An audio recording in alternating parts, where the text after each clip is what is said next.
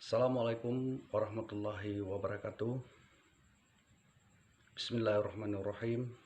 Rabbi syrah li sadri wa yassir li amri wahlul 'uqdatam min lisani yafqahul qauli. Dalam kesempatan kali ini saya coba membuat sebuah video pembelajaran secara daring. Namun perlu saya sampaikan bahwa sebelumnya saya belum pernah membuat video pembelajaran secara daring seperti ini. Oleh karena itu tentunya di dalam pembuatan video pembelajaran secara daring ini akan terdapat banyak sekali kelemahan-kelemahan dan kekurangan-kekurangannya.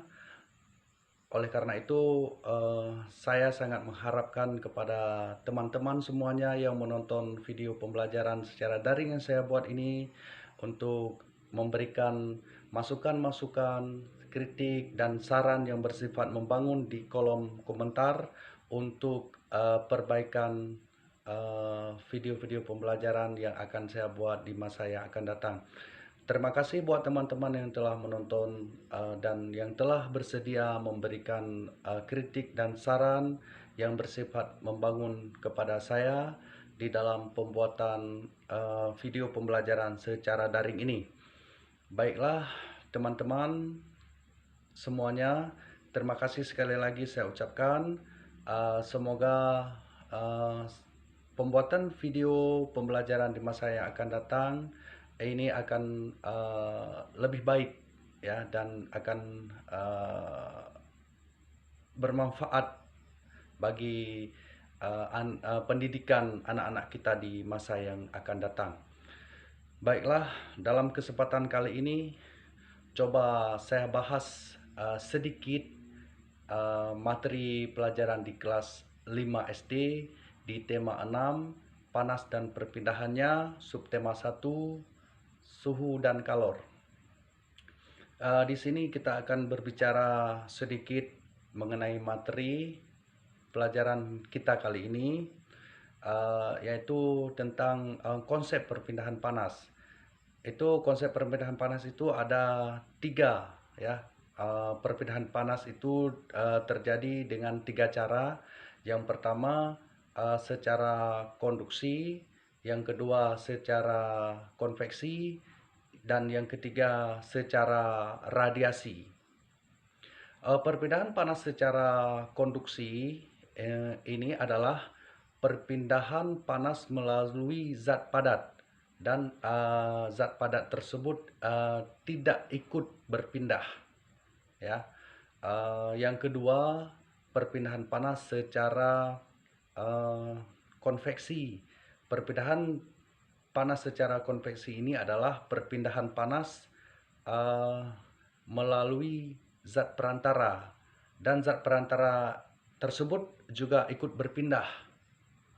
Dan yang ketiga, perpindahan panas secara radiasi, yaitu perpindahan panas tanpa zat perantara.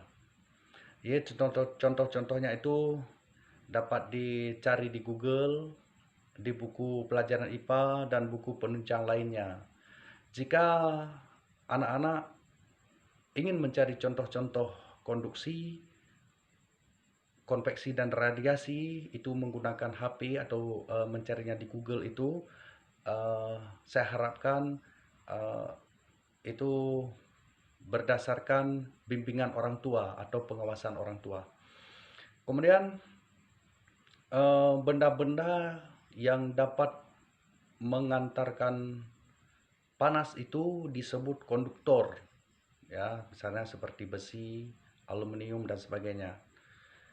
Dan benda-benda yang tidak dapat mengantarkan panas itu disebut isolator, misalnya seperti karet, plastik, kayu dan sebagainya. Baiklah, kita coba membahas sedikit lagi, yaitu mengenai energi dan sumber-sumber energi. Energi yang dimaksud dengan energi adalah kemampuan untuk melakukan usaha. Kemampuan untuk melakukan usaha itu disebut energi. Ya. Kita akan berbicara mengenai energi ini, ya. Sumber-sumber energi dan macam-macam energi. Ya, sumber-sumber energi itu secara garis besar dapat dibagi menjadi dua. Yang pertama, sumber energi yang dapat diperbaharui, dan yang kedua adalah sumber energi yang tidak dapat diperbaharui. Ya, macam-macam energi itu ada 7. Yang pertama adalah energi panas. Ya, energi panas merupakan energi yang dapat mengakibatkan perubahan suhu suatu benda. Itu disebut dengan energi panas. Yang kedua adalah energi bunyi. Energi bunyi adalah energi yang ditimbulkan oleh benda-benda yang bergetar. Ya, contohnya seperti petir, ya, dan sebagainya. Terus yang ketiga adalah energi potensial. Energi potensial adalah energi yang tersimpan dalam suatu benda. Contohnya adalah ketapel yang talinya sedang direnggangkan, ya. Dan yang keempat adalah energi kinetik. Ya, energi kinetik adalah energi yang dimiliki oleh benda yang sedang bergerak. Contohnya kincir angin, ya. Kincir angin dimanfaatkan oleh manusia untuk menggerakkan turbin yang kemudian menghasilkan energi listrik, ya. Itu energi kincir angin itu seperti yang di negeri Belanda itu mereka menggunakan kincir angin sebagai sumber energi listrik. Dan yang kelima adalah energi listrik, energi yang tersimpan dalam arus listrik. Itu disebut dengan energi listrik, ya. Contohnya kipas angin, TV, setrika listrik, dan sebagainya. Dan yang keenam adalah energi cahaya. Energi cahaya adalah energi yang dipancarkan oleh sumber cahaya. Ya, contohnya adalah energi matahari. Ya, energi matahari. Energi matahari dapat dimanfaatkan oleh tumbuh-tumbuhan misalnya kan untuk melakukan fotosintesis. Ya, dan yang ketujuh adalah energi kimia. Energi kimia adalah energi yang tersimpan dalam bahan kimia. Ya, energi yang tersimpan dalam bahan kimia itu disebut dengan energi kimia. Contohnya adalah energi yang tersimpan dalam baterai. Contohnya adalah energi yang tersimpan dalam baterai. Dan bahkan itu makanan yang kita makan sehari-hari itu juga mengandung energi kimia. Itu makanan yang kita makan sehari-hari itu juga mengandung energi kimia. Ya. Demikianlah sedikit yang kita bahas hari ini mengenai konsep perpindahan panas.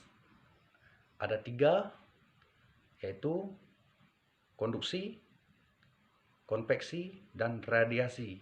Kemudian energi. Yang dimaksud dengan energi adalah kemampuan untuk melakukan usaha dan sumber-sumber energi. Kemudian yang terakhir yang barusan kita bahas tadi adalah macam-macam energi. Itu ada 7, ingat ya, ada 7, ya. Macam-macam energi itu ada 7. Baiklah, demikianlah pembelajaran kita kali ini. Semoga bermanfaat ya dalam video pembelajaran kali ini. Ya, sekali lagi buat teman-teman yang menonton video pembelajaran secara daring yang saya buat kali ini, itu saya sangat mengharapkan kritik dan saran dari teman-teman semua yang menonton video pembelajaran secara daring yang saya buat ini. Kritik dan sarannya itu bisa ditulis di kolom komentar. Itu kritik dan sarannya yang bersifat membangun demi perbaikan video pembelajaran yang akan saya buat di masa yang akan datang. Terima kasih buat teman-teman semuanya. Dan kemudian buat teman-teman yang menonton video yang saya buat ini, tentunya mungkin akan sedikit merasa terganggu dengan cara penyampaian saya di sini, cara pembuatan video pembelajaran yang saya buat ini. Tapi sekali lagi saya sampaikan pada teman-teman semua bahwa ini merupakan pemula. Saya adalah merupakan pemula dalam pembuatan video pembelajaran. Jadi agak sedikit kaku gitu kan. Bukan sedikit, tapi banyak kakunya.